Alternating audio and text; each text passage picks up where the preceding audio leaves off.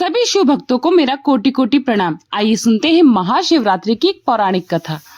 शिव पुराण के अनुसार एक नगर में चित्रभानु नाम का एक शिकारी अपने पूरे परिवार के साथ रहा करता था।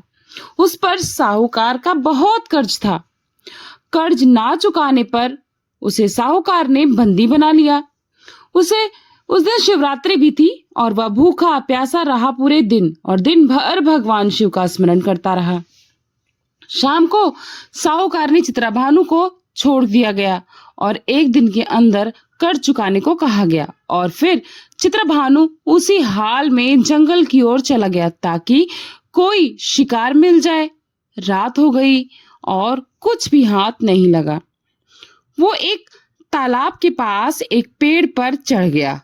थोड़ा पानी लेकर वो एक बेल का पेड़ था और उसके नीचे एक शिवलिंग थी। इस बात का उसे पता भी नहीं था क्योंकि वह शिवलिंग बेलपत्रों से ढकी हुई जो थी। उसने दिन रात कुछ खाया भी नहीं था। ऐसे में उसने शिवरात्रि का व्रत रख लिया था। जाने अनजाने में ही रात होने लगी। एक ही तालाब में पानी पीने आई हिरनी गर्भवती थी। उधर मौका देखकर चित्रभानु ने धनुष बाण तैयार करके प्रत्यंचा चढ़ाई और उसके बाद हाथ से धक्का लगा और थोड़े सा पानी का कुछ भी देख और बेलपत्र भगवान शंकर जी की शिवलिंग पर जा गिरे। तभी हिरनी को भी नजर आ गया। उसे शिकारी पर देखकर डर लग गया और तभी जो चित्रभानु से कहा, मेरे पेट में मेरा बच्चा है और जल्द ही होने वाला है, तो मैं बच्चे को जन्म देकर यहाँ पर फिर स्वयं आ जाऊंगी और तब तुम मुझे मार लेना, मेरा शिकार कर लेना। अभी मुझे यहाँ से जाने दो। अभी शिकार करोगे तो तुम मेरे बच्चे को भी मार डालोगे। शिकारी उसके बाद मौन हो गया और उसने हिरनी को वापस जाने दिया। उसी बीच पेड़ से कुछ और बेलपत्र शिवलिंग पर जा गिरे, जिससे उसके रात्रि के प्रथम पहर की पूजा हो गई। कुछ समय और बीत गया। एक और हिरनी वहां से जा रही थी। तभी चित्रभानु ने उस पर निशाना साधा। ठीक उसी प्रकार उसके हाथ के धक्के से थोड़ा सा पानी और बेलपत्र फिर से शिवलिंग पर जा गिरा। उसे हिरनी ने देखा और शिकारी से निवेदन किया कि वह अपने पति की खोज कर रही है और वह जब अपने पति से मिलने की और उसके बाद वापस आ जाएगी तब शिकारी उसे मार लेगा, उसका शिकार कर लेगा। तब शिकारी ने उसे जाने दिया। रात्रि का आखिरी पहर चल रहा था। तभी एक और हिरन अपने बच्चे के साथ पानी पीने के लिए आई। उस क्षेत्र में भानु ने उसे देखकर भी प्रत्यंचा चढ़ाई और फिर उस धक्के से उसके हाथ से थोड़ा सा जल, थोड़ा सा बेलपत्र शिवलिंग पर जा गिरा।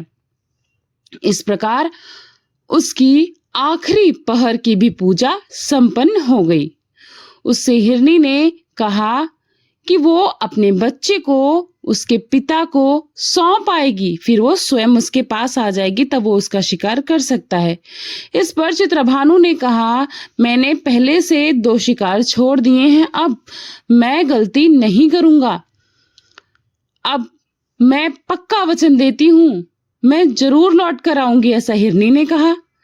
ऐसा कहने पर चित्रभानु ने उसे फिर जाने दिया और इधर शिकारी कि शिव पूजा और रात्रि जागरण दोनों अनजाने में सफल हो गई। और फिर सुबह हो गई और वहां से एक हिरन गुजरा।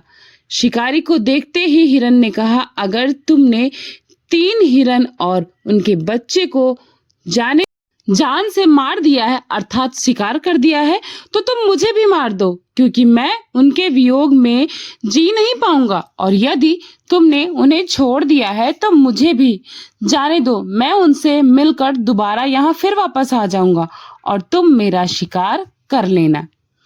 इस प्रकार शिकारी ने पूरी रात की घटना हिरन को बताई और उसने हिरन को भी जीवन दान दे दिया। महाशिवरात्रि का व्रत करने और अनजाने में भगवान शिव का पूजन करने के प्रभाव से चित्रभानु का मन निर्मल हो गया था। वो पाप रहित हो गया था। कुछ समय के बाद वहां हिरनी अपने पूरे परिवार के साथ शिकारी के सामने ही आ गई और वो उनका शिकार कर ले, ऐसा उनका वचन पूरा करने के लिए उसने कहा। उसके परिवार की वचनबद्धता देखकर चित्रभानु बहुत हैरान हो गया।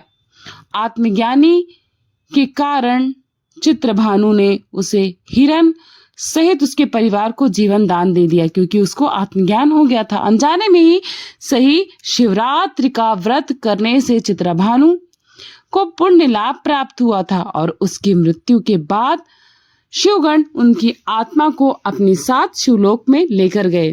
तो ये थी आज की कथा महाशिवरात्रि की। आपको ये कहानी कैसी लगी कमेंट बॉक्स में जरूर बताएं। धन्यवाद। मिलती हूँ नई कथा के साथ नए वीडियो में। थैंक्स फॉर वॉचिंग पूर्णिमा के शुभ ब्लॉग। श्री शिवाय नमस्तुभ्यम। राधे राधे। जय श्री कृष्ण।